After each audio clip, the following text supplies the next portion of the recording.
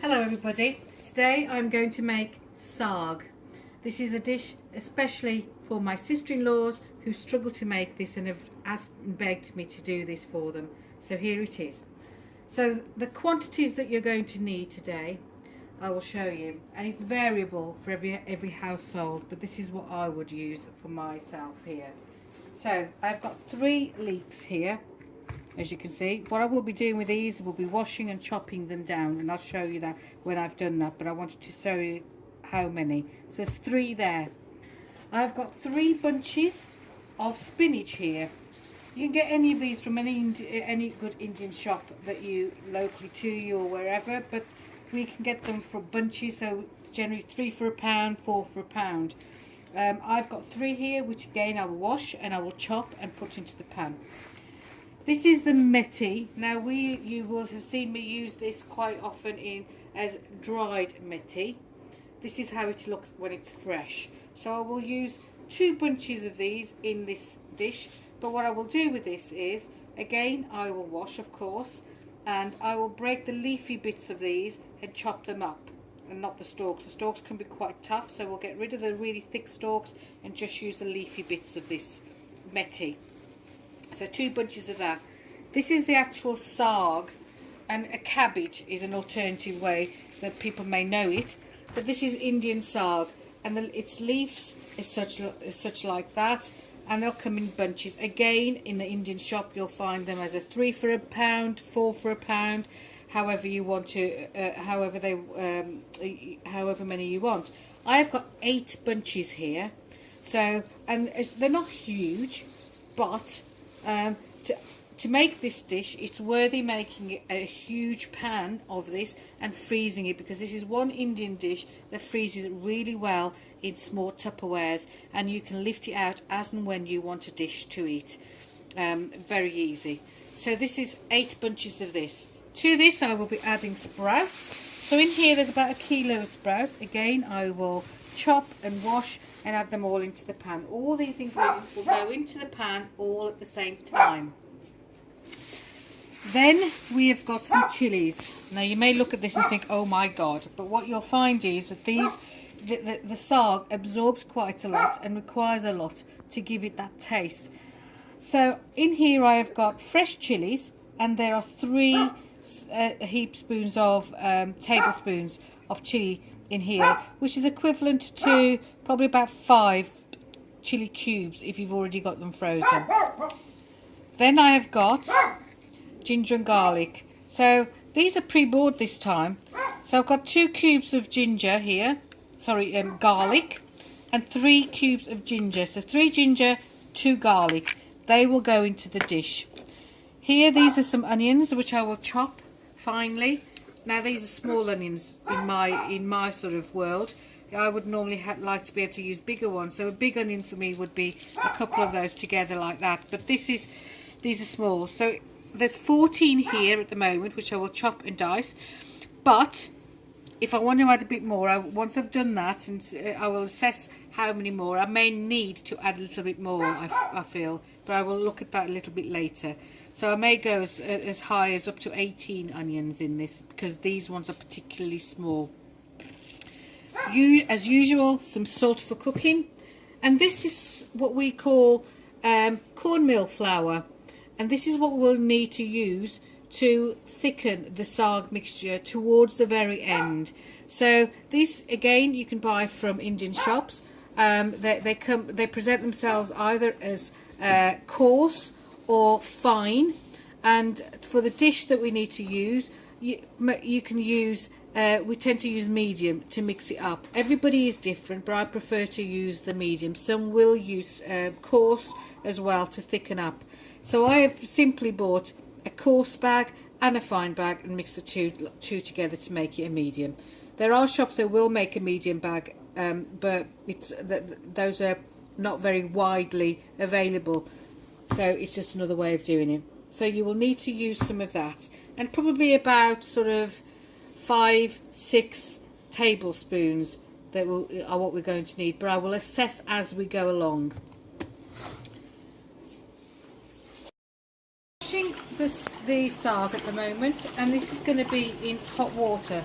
So I'm washing it, draining it, and doing it twice, two washes with it. Okay, just to make sure that I've really cleaned it thoroughly before I chop anything. Empty that out and wash it again. It's important to use hot water just to really give it a good clean. And if there is anything on the saag, it will wash it off.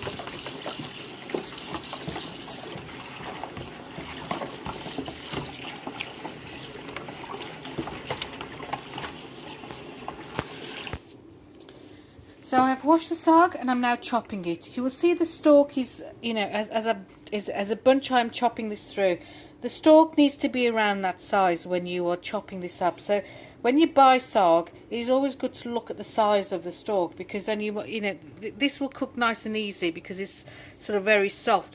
The thicker the stalk, the longer the saag will take to cook. So you will need to chop it up more finely. So with the saag, all I am doing is I'm just holding it, bunching it up, and just cutting it through like so. And this will then go into the pan.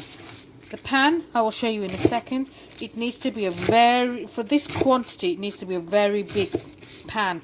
It will wilt as it cooks through, but you do need to make sure the size of that pan is going to accommodate what you are going to be cooking. So, and in there, I have put in there 1 jug of boiling water at the moment. I am going to be adding some more, a second jug of boiling water to allow for the cooking to take place. So I'm going to carry this over and add that in. And I shall do that with all of the ingredients. So all the saag and all the ingredients I showed you earlier have all been chopped up and put into this pan. And as you can see, it's all managed to fit into the pan. It's wilted as it's gone along, and I've washed and added in. So there was only the 1 kettle of boiled water in here, and this is all there is still. I haven't added anything extra in. So as it's wilted, it's released its own water, and that's the level it's come to. So now I know that I need to add a little bit more to allow it to cook for a further 2 hours or so. This dish is the longest dish that you can have in a curry that takes a long time to cook, which is why we say it's worth doing a big pan as opposed to a small pan, so that you have some, because it is time consuming to chop and put into the pan. It's taken me roughly about 40 minutes to do all of that, 40 to 50 minutes, and then it takes a long time to cook as well on top of all of that. So in total it can take anything up to 3 hours to cook this particular dish. So in there I'm going to add some more water, and this is from boiled water in from the kettle, and I shall fill that up to probably around that level.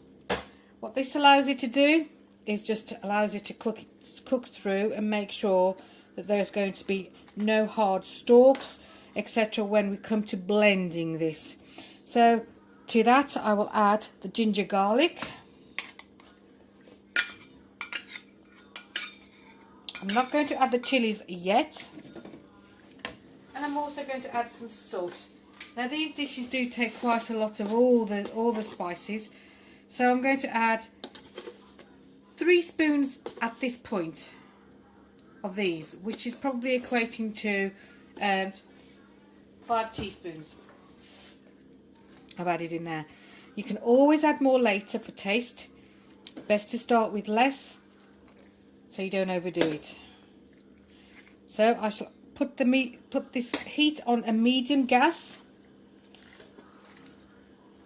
Make sure everything's stirred in, and you can see it's not overflowing in water, because it takes a long time to cook. So you do need enough, but you don't need to overdo it, because you can always add more water if you need it. Otherwise it takes you forever to get rid of it later.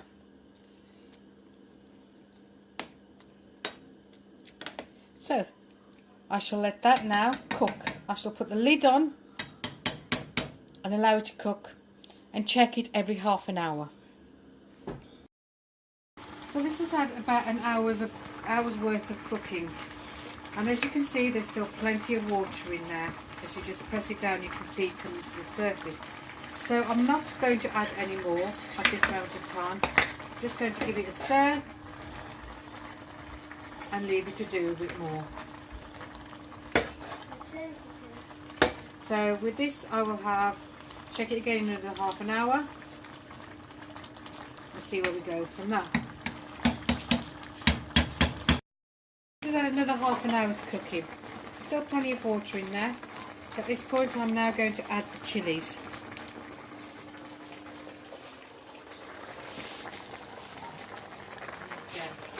So all those chillies are going right in. I may need to add some more later on, but I'm going to leave that for now, taste it and then add more later. Otherwise it may be too spicy. Mix those in and leave it to cook. What I'm looking for is the stalks to be very soft and breakable. So when you just mash them against the pan like that, you should begin to see some of the sprouts, some of the stalks of the saag beginning to mash, but not quite there. Once they are able to be mashed, then I will be able to show you the next stage of using the blender with this dish. So check in another half an hour on that. Meanwhile, I prepared all those onions that you saw earlier. I did add an extra 4 to this dish. So these have all been diced up and blended, and to that I'm going to add some oil now. So probably about 5 tablespoons of oil. So the onions have had about sort of half an hour of cooking. As you can see, they've nicely browned and caramelised. I'm going to leave that just for 5 more minutes and then switch that off before I need to add into the saag. So, saag's had another half an hour, and as you can see it is nicely breaking up at the side of the pan, the stalks and any sort of big chunks of sprouts. So what I'm going to do now is I'm going to blend this as such, just with an ordinary hand blender. In the olden days what they used to do, or in my mum's time, and I remember it very well with all the splashes I used to get of burns, is they used to use a wooden spoon and literally just keep stirring it round and round and round at a really high speed to mash this up. Now we've got these gadgets, it's not so hard. So all I'm going to do is just blend it.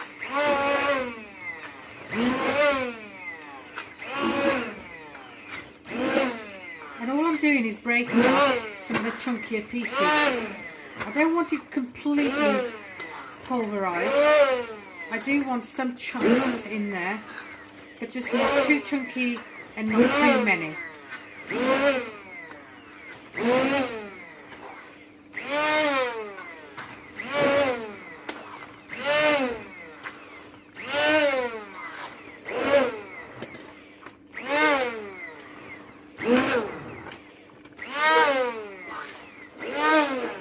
Be careful not to splash yourself because it is very hot.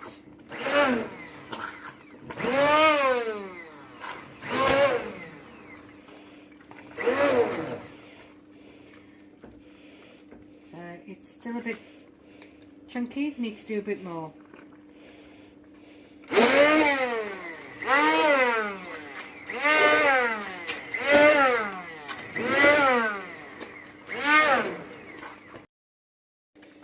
After about 3-4 minutes of coarse blending, this is the consistency we've now got. Okay. It's a little bit sloppy looking, so what we need to now do is add some cornmeal. But before I do that, this is the opportunity to taste it and just check that you're happy with the salt and happy with the chilli. Okay. So I have tasted it, and for me I've added 1 more chilli ball and I've also added 3 teaspoons of salt. It's individual preference, so you decide if you want to add any more or not. Now to that, what I need to do is to add some of this. This is the cornmeal flour that I spoke about earlier. And just to show you, this is just one of the brands that you can buy, and you can see that this came already as a medium. But as I said before, you can mix the medium fine and the coarse to get that consistency. So I'm going to add this in. Just sprinkle some in, a little bit at a time, and stir it in. You need to stir it in. What this does is it thickens the saag for you. So at this point, if you had a large amount of water still in this dish, you would need to put the heat up very high, lid off, and allow it to burn off until you got to a point where this was, before you add any of the flour. Otherwise, if you end up adding this flour to it consistently just to get it to thicken, the flavouring would alter with the saag, and it would be very much more tasting like flour and not with the saag flavouring to it. So I'm going to add a bit more.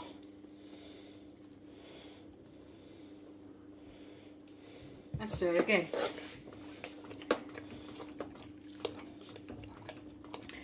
The flour needs to be stirred in quite quickly and quite fast, just so that it doesn't start to form lumps. And what I'm doing is stirring it, but also if I'm noticing anything, I'm breaking the lumps up against the side of the pan and bringing it all back together again.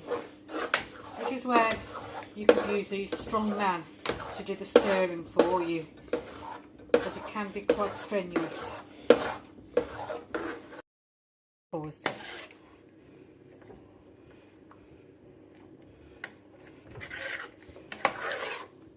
I need some more. Okay. A little bit, not much. Stop.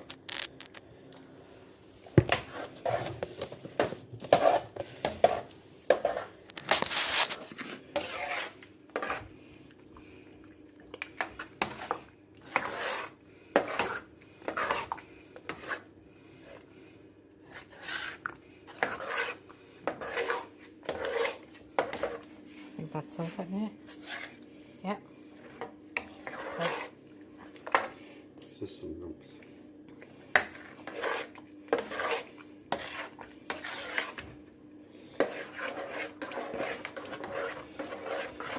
Okay, stop there then. I think that's enough now, isn't it?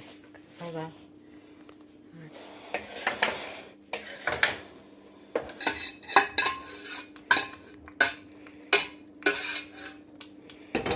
Give that a good stir. So what I've done is I've added the caramelised onions into this dish now, and I'm going to stir them in.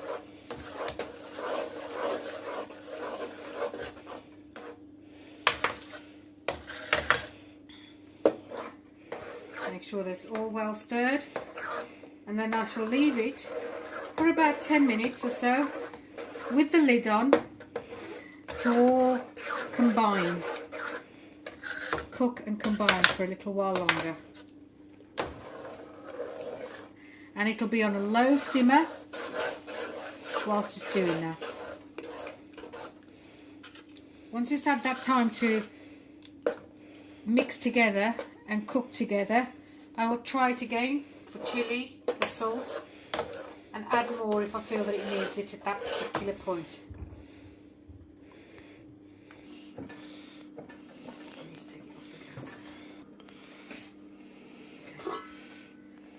So I've just taken this off the heat for a second while I add a bit more salt in this dish for myself. Again, you need to taste it and you need to assess for yourself whether you need some more in your dish. Stir that in. Now, when the flour goes in, it is important to keep the lid on as it's simmering, because it does splash everywhere. You can see it's splashed on the lid. and it can be very hot if it lands on you. So it's almost there now. You notice that I haven't added any garam masala. There's no tomato in this and there's no turmeric in it. So it's very minimalistic in ingredients apart from greens essentially and onion. So I'm going to let that do for another 10-15 minutes. Just some chunk of flour there. And it'll be ready to eat soon.